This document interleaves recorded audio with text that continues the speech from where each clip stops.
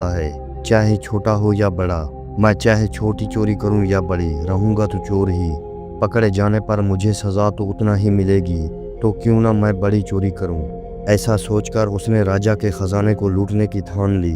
रात होने पर वो महल के अंदर घुस गया और किसी तरह खजाने तक पहुंच गया। वहां पहुंचकर उसने देखा कि खजाने पर कई पहरेदार पहरा दे रहे थे।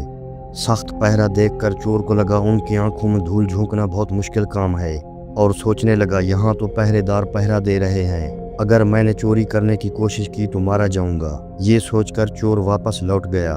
लौटते वक्त उसने सोचा कि खाली हाथ लौटने से तो अच्छा है, कुछ न कुछ तो यहाँ से ले जाऊं, मेरा यहाँ से खाली जाना ठीक नहीं है। चोर के दिमाग में ख्याल आया कि राजा के खलवत खाने में जाना चाहिए, जहाँ पर राजा सोता है। शायद इस वक्त राजा अपने कपड़े उतार कर सो गया होगा। मैं राजा के जेवरात चुरा कर ले आऊँगा और उन्हें पहनकर यहाँ से माल चुरा कर आसानी से निकल जाऊँगा। पहरेदारों को लगेगा कि मैं राजा हूँ, इसलिए वो मेरे रास्ते में नहीं आएंगे और मेरा काम आसान हो जाएगा। ऐसा सोचकर चोर राजा के कमरे के अंदर पहुँच गया और उसने धीरे से पर्दा हटाकर देखा। अंदर का नज़ारा देखकर तो हैरान रह गया। उसने देखा कि राजा अपने बेड पर आराम से सो रहे हैं और रानी बिना कपड़ों के राजा के साथ पलंग पर बैठी है।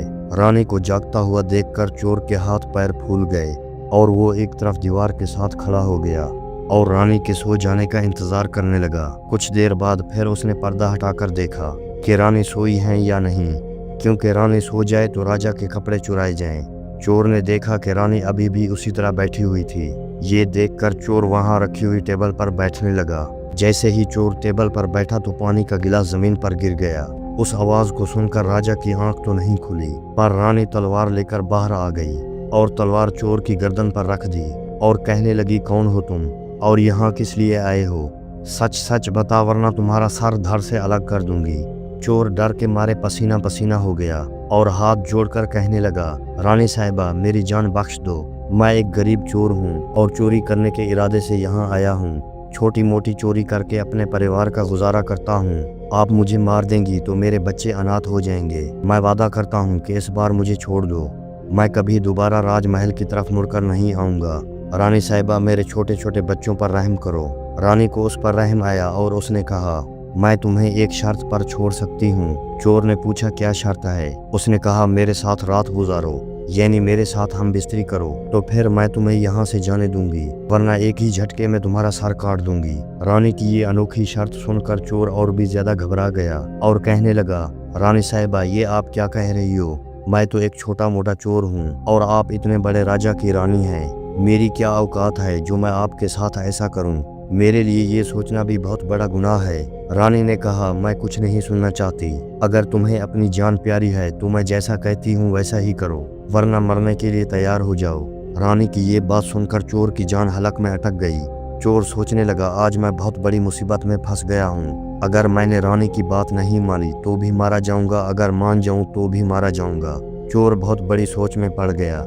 आखिरकार रानी के साथ रात गुजारने के लिए तैयार हो गया और कहा, रानी साहिबा मुझे 5 मिनट का वक्त दे। रानी ने कहा, कोई बात नहीं, आपके पास 5 मिनट का वक्त है। चोर थोड़ा दरवाजे की तरफ हुआ और भागने लगा। भागते भागते दरवाजे तक पहुंचा। दरवाजे पर जो पहरेदार था उसने उसे पकड़ लिया और चोर से पूछने लगा। चोर डरा हुआ था। उसने पहरेदार को सारी बात बता दी कि मैं एक चोर हूँ और राजमहल में चोरी करने आया हूँ, लेकिन रानी ने उसे पकड़ लिया और छोड़ने के बदले एक शर्त रखी थी कि वो उसके साथ एक रात गुजारे, इसलिए मैं वहां से भाग आया। चोर ने कहा, मुझे जाने दे। पहरेदार ने कहा, मैं तुम्हें नहीं जाने दूंगा, जैसा आपको रानी ने कहा है आपको वैसा करना होगा। पहरेदार ने ये भी कहा कि तुम जाकर राजा को अपने हाथों से मारो। पहरेदार की ये बात सुनकर चोर और भी ज्यादा घबरा गया। चोर ने सोचा, पहले तो बच सकता था, अब तो बिल्कुल भी नहीं बच सकता। अगर जाकर रानी से ये बात कहूंगा तो वो मेरा सर काट देगी। अब चोर को चारों तरफ मौत ही मौत दिखाई दे रही थी। मजबूर होकर चोर वापस रानी के पास चला गया और कहने लगा, रानी साहिबा माँ